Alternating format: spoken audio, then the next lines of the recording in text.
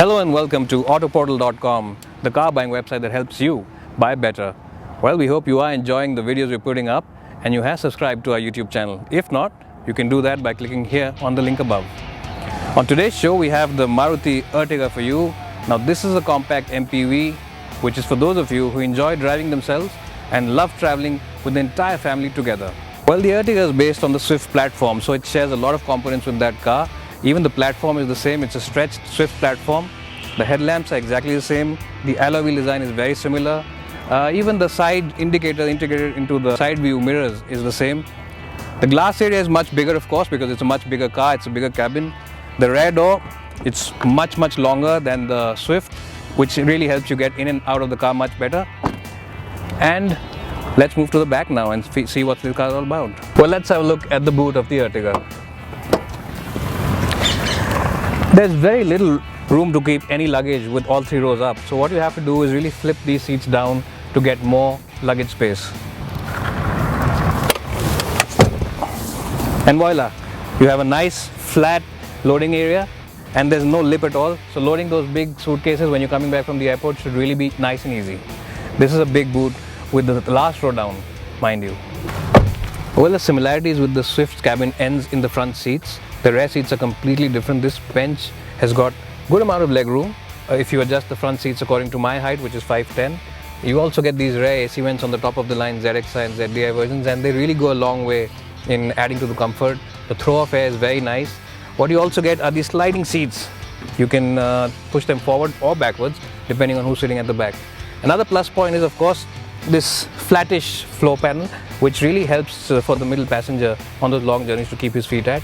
But there's one more thing, you can really pull out this nice armrest in the middle if you don't want to be disturbed by the passenger next to you, and just pull it out and just look out of this window. In fact, there's another plus point in these seats, this huge window at the back, which really adds to that feeling of airiness in the cabin and goes a long way in enhancing the comfort at the back. Well, to get into the last row of seats, you have to pull this little lever on the side of this one, move it forward, and well, once you're in, legroom is just about adequate in the last row of seats, but it's not really much. In fact, if you pull this back all the way, which I'll show you in a bit, you really will suffer from knee cramp or, you know, a lot of pain in the knees if you're going on that long journey. Not really ideal for tall passengers, but maybe these seats are good for small kids really. Well, if you've been inside a Maruti Swift before, then the Ertiga's cabin will be very familiar to you. It's exactly the same dashboard, exactly the same integrated stereo, and exactly the same steering wheel actually. You do have a few good points about it. Points like good cabin quality, nice surfacing, a lot of places to keep your small knickknacks. You get this nice shelf to keep your coins in. There's this little cup holder for the co-passenger, and the small cubby holes all around the cabin really. But what you really will miss is Bluetooth connectivity on the stereo, and there's no automatic climate control even on this top end version, which is really very surprising. On the plus side though, you do get nice seats. They're very comfortable, flat, and there's good bolstering as well on those long journeys for you. The steering wheel adjusts for rake, but surprisingly not for reach, which is really a little silly.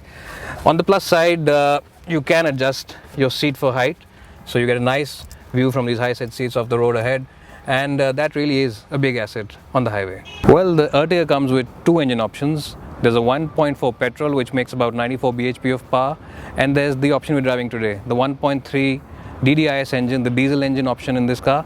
Now, this is exactly the same engine which goes into the Swift and the Ritz and the Swift Desire, but it gets a bigger turbo, so you get more power. Instead of 75 bhp, this car gets 90 bhp. Well, the 90 bhp 1.3 litre multi-jet diesel engine on this car feels very sluggish when you're driving it in the city. Below 2000 RPM, it's not really very quick to respond to throttle inputs, and that can make driving in the city very cumbersome. You have to wait for the right amount of RPM to be fed into the engine for it to really start moving, and that means you really need to constantly use this gearbox.